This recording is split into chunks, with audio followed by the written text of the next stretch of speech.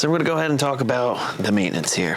The pre-filters for the Little Beast and the Solar Beast here are identical, where you're gonna have a sediment and chloramine setup. Now the sediment and chloramine setup is your first line of defense for your RO membranes here. And they are the filters that you will end up changing most. So on the right side here, so your sediment filter, again, this is a filter that is the first step of filtration in your Solar or Little Beast.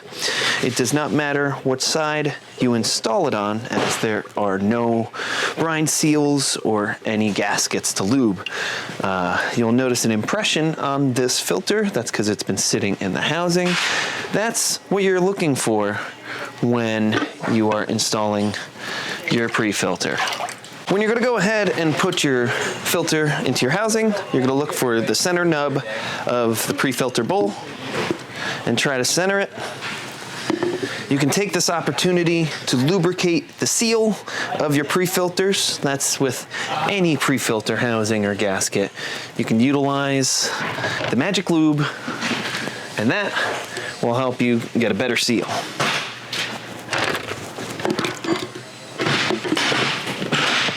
On the left side here, we have the chloramine filter. Again, if it's snug on there, you can go ahead and take your filter wrench, turn it in a clockwise direction, if you can remember that, or pull towards you. Your chloramine filter has gaskets on both sides. Opportunity for lubrication is on the rubber seals here. Again, you can use your Magic Lube to make a better seal on your unit. Same thing with your pre-filter housing. It's good preventative maintenance to get a better seal and to make sure that water is going where it should. And that is the same on the Little Beast here. So next, I'm going to talk about our RO housings. So both the Little Beast and the Solar Beast are equipped with 2 RO membranes, 40-inch, in this stainless steel housing. That's for reverse osmosis. These filters look something like this. This is just a random example of a filter. Now this filter, you'll notice one end has a brine seal, another end does not on the bottom. This means direction does matter with the installation of this membrane. And lubrication matters when it comes to the brine seal.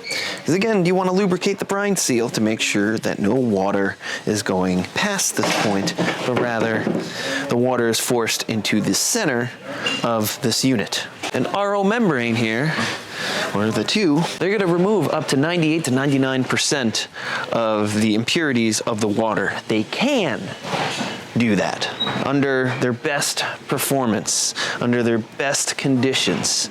While they can, does not mean they won't.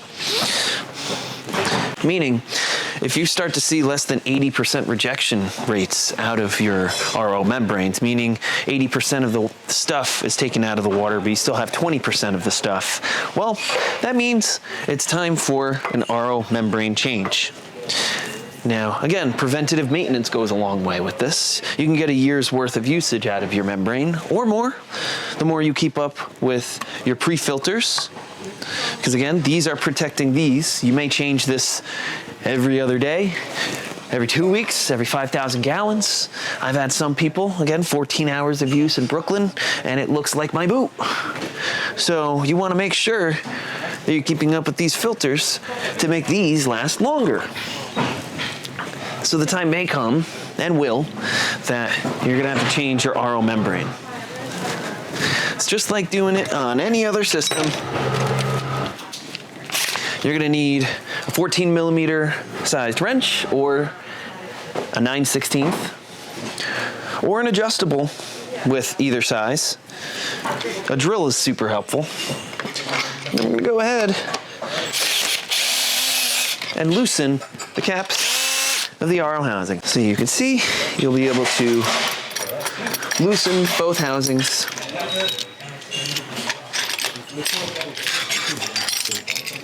So if you want to take this out,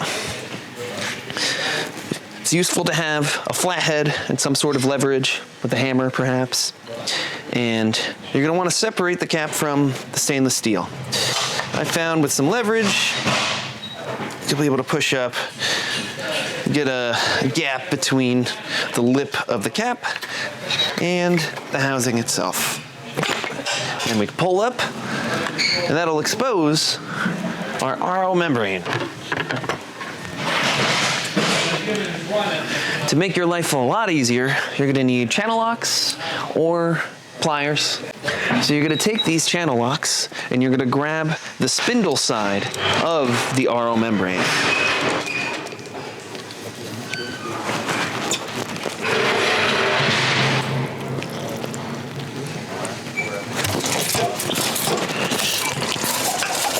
And by doing so, okay, you'll be able to free the RO membrane. Notice the brine seal is on top. That means it was properly installed.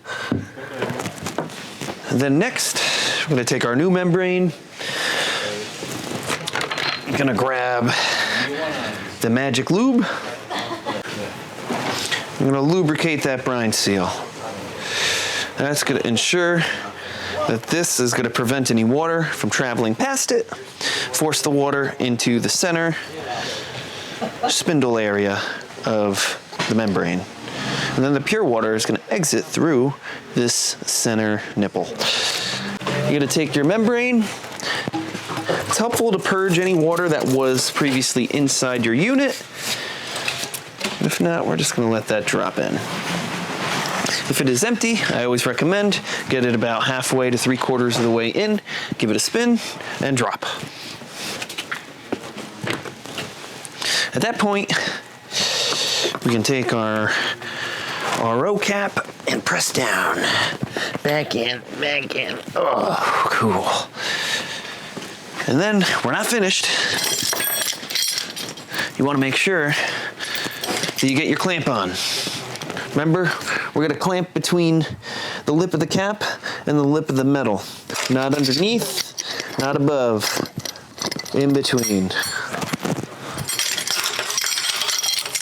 So let's go ahead and get that installed. Again, you never want to do this while the unit is running, while the unit has pressure. Because this is a pressurized housing, the second you open it up, it's going to be dangerous. So please avoid doing this while there's pressure inside the system. And then we're going to attach our clamps, tighten them down, and call it a day. These membranes will treat you the best if you take care of them. They are your most expensive filter on your unit, so bear in mind the maintenance involved with them. Which leads us to the final stage of filtration on the unit, which is a 20-inch DI cartridge, as shown here. So this cartridge, it also matters the direction of installation, as far as brine seal being on the top, just like the RO membrane. You want to keep your spacer with it. And you want to throw a little lubricant onto your seal here. That's just going to make a good seal, and again, make water go where it should. So when it's time to change, again, you're going to remove the housing just as you would for setup. This is going to be filled with water because we saturated. So we've gone ahead and taken out the housing from the system itself. And we have our brine seal lubricated. Or rather, we have our gasket lubricated here. The thing to keep in mind is you're going to want to change this filter every time you see your TDS meter read 10 ppm or above.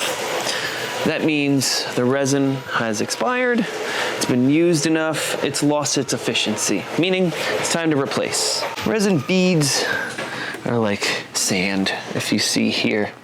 So you want to make sure it's nice and tightly packed in there. As such, you can buy these cartridges pre-filled and make your life easier, or you can buy the resin separately, but just make sure you pack it in.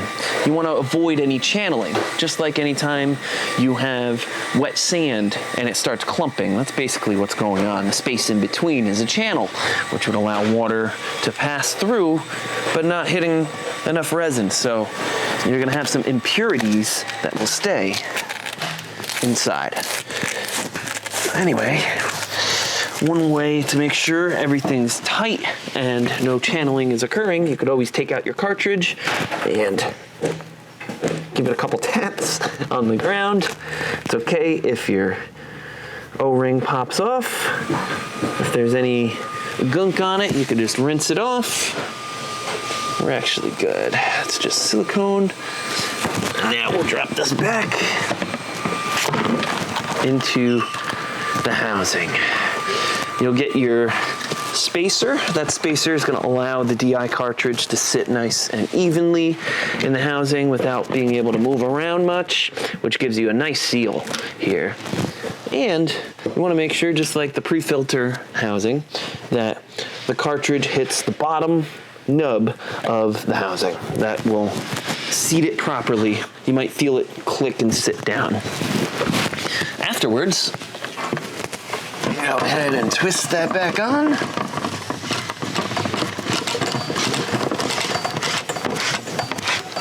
The performance of your resin is going to rely on the efficiency of your RO membranes, which their efficiency and lifespan is going to rely on the maintenance of your pre-filters.